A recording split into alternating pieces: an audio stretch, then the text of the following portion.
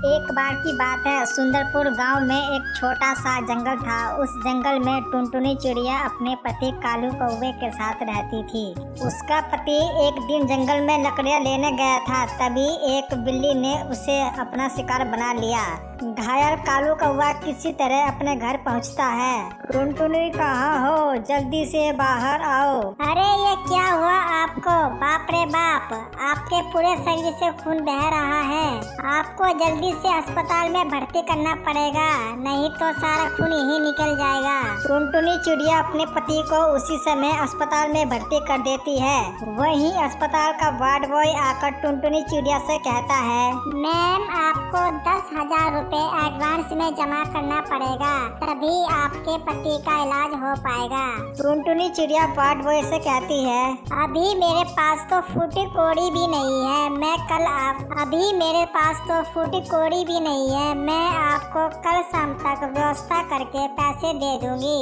ठीक है मैम, आप कल शाम तक 10,000 रुपए जमा कर दे, हम अभी आपके पति का इलाज शुरू करते हैं। फिर टुनटुनी चिड़िया पैसे इकट्ठा करने के लिए निकल जाती है। वहीं रास्ते में टुनटुनी चिड़िया की बहन टोनी चिड़िया मिलती है। दीदी आप परेशान सी क्यों नजर आ रही हो, क्या कोई बात है? परेशानी की तो बात है, देखना तेरे जीजा जी अस्पताल में भर्ती हैं और मुझे कल शाम तक अस्पताल में 10,000 रुपए जमा करने हैं। सोच रही हूँ वह 10,000 रुपए मैं कहाँ से लाऊंगी। यह सुनकर टोनी चिड़िया कहती है, तुम घबराओ मत दीदी, मीरापुर गांव में एक जमींदार रहता है जो जमीन गिरवी रखकर पैसे देता है, और तुम्हारे पास जमीन भी है, तुम तुरंत जमीन गिरवी रखकर जीजा जी का इलाज कराओ।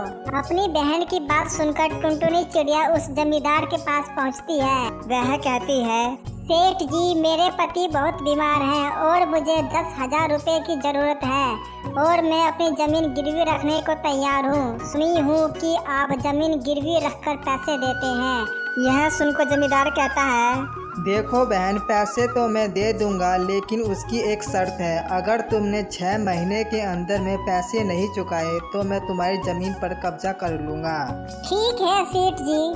यह कहकर टुनटुनी चिड़िया अस्पताल पहुंचती है और रिसेप्शन में पहुंचकर कहती है, यह लीजिए आपके 10,000 रुपए। वार्ड बॉय उन पैसों को जमा कर लेता है और कहता है, सॉरी मैम, आपके पति इस दुनिया में नहीं रहे। यह सुनकर टुनटुनी चिड़िया रोने लगती है और कहती है, हे भगवान, ये क्या हुआ मेरे साथ? हमने तो कभी किसी का कुछ नहीं बिगाड़ा, तो हमारे ऊपर दुखों का पहाड़ क्यों टूट पड़ा? अब टुनटुनी चिड़िया अकेली पड़ गई थी, उसे कुछ समझ में नहीं आ रहा था।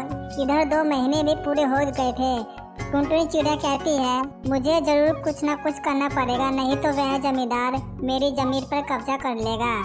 इतना कहकर वह हरिया तोता के घर चली जाती है। हरिया तोता टुनटुनी चिड़िया के पति को अच्छी तरह से जानता था। टुनटुनी चिड़िया को अकेला देखकर हरिया तोता कहता है, कहाँ है कालू जी, मुझे उनसे मिले हुए कई दिन हो चुके हैं। यह सुनकर टुनटुनी चिड़िया कहती है, वो तुमसे अब कभी नहीं मिल पाएंगे। यह सुनकर हरिया तोता दुखी हो जाता है। बताओ टुनटुनी बहन, मैं तुम्हारे लिए क्या कर सकता हूँ? हरिया भैया, मुझे काम की बहुत ज्यादा जरूरत है। अगर आप मुझे काम दिलवा देंगे तो आपकी बहुत मेहरबानी होगी। इधर जमींदार टुनटुनी चिड़िया से कहता है, बहन आपके पास कुछ ही महीने बचे हैं और आप इन चंद महीनों में 10,000 रुपए इकट्ठा नहीं कर सकती। ऐसा कीजिए, आप अपनी जमीन मेरे नाम कर दीजिए। टुनटुनी चिड़िया कुछ देर तक सोचती है और कहती है, ठीक है सेठ जी, जैसा आप चाहें। शर्त के मुताबिक टुनटुनी चिड़िया अपनी जमीन जमींदार के नाम कर देती है।